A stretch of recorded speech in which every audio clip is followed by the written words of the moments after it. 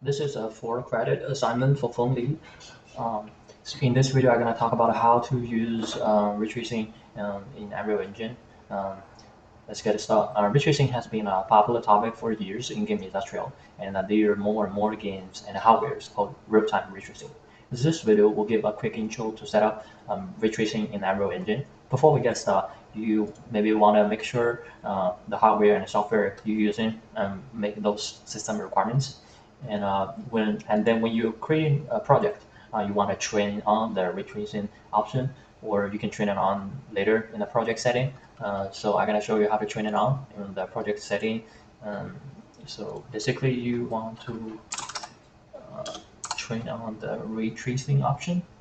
Check it, and for the RHI, the default RHI, you want to make sure it's DirectX 12, and let's go through the demo. The demo I'm using is, you can find it in a sample tab, and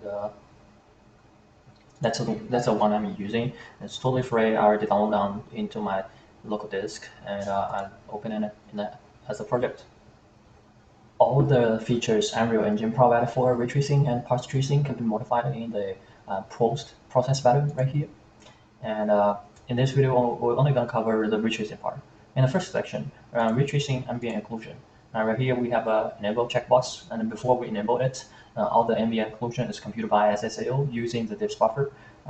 To have a better visualization, we can click lit, and buffer visualization find ambient occlusion.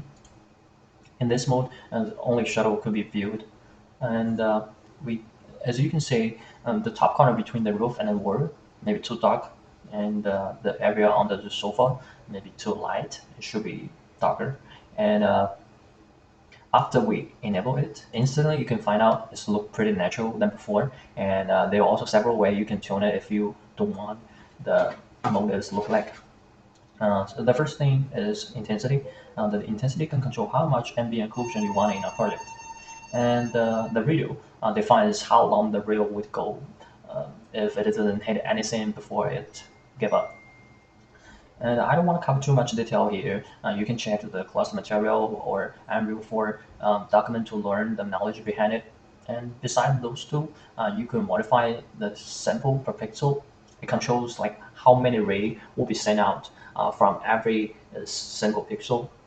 A higher number of sample per pixel can give a better quality, but it will hurt the performance a lot. As you can see, when the sample per pixel is 1, it's pretty smooth when I'm moving around, look around. But when I change the number to like for example 16, it's getting slower.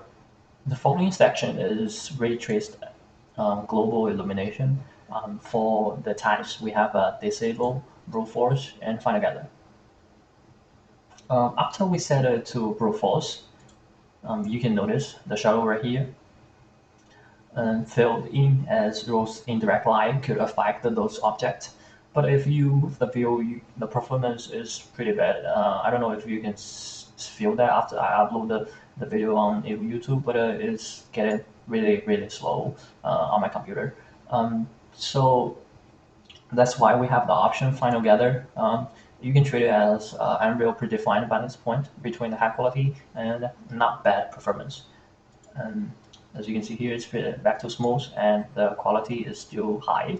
And we can adjust it by tuning the max bounce, which defines the max time of bounce before a ray give up. The higher the number is, the more computational resource it will need. In most cases, 1 is fine. And for the sample per pixel, it's pretty much have the same function as we introduced in the last section. I will just skip that. The third section we're going to cover is reflection. We can open it by changing the tab under reflection from screen space to ray tracing. And once we enable it, now you don't have to pick over the reflection on the metal surface. It's all real time. And on the ray tracing reflection, we have max roughness. It's will define the threshold and under what value of roughness we start to use the ray tracing reflection.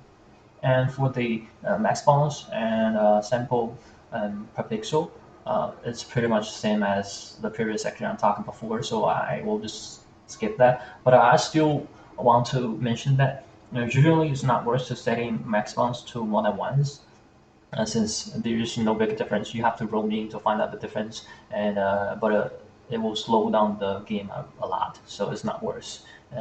So I'm gonna show you how the thing is dynamic, the reflection. So I want to zoom in a little bit, and when you're moving this object around the metal thing, you can see it changes slightly. And when I move in the front of it, you can see the reflection on the metal is changed at the same time. And another example of bouncing is right here. You can see the reflection on those balls. If I set the max bounce time to 1, you can see another sphere. This reflection on that sphere is black, but when I change to 2, the one next to the ball have the reflection as the number getting larger. It's more natural and more realistic. But yeah, it's, as I did, you have to zoom in the game to find out the difference, and most player in your game won't find out there is a difference. And for the option of shuttle, uh, it's the same as max bounce time, etc. When you enable it, the retracing reflection will consider the shadow as well in the reflection process, but it's not worth in most cases. You can leave it disabled to save the performance.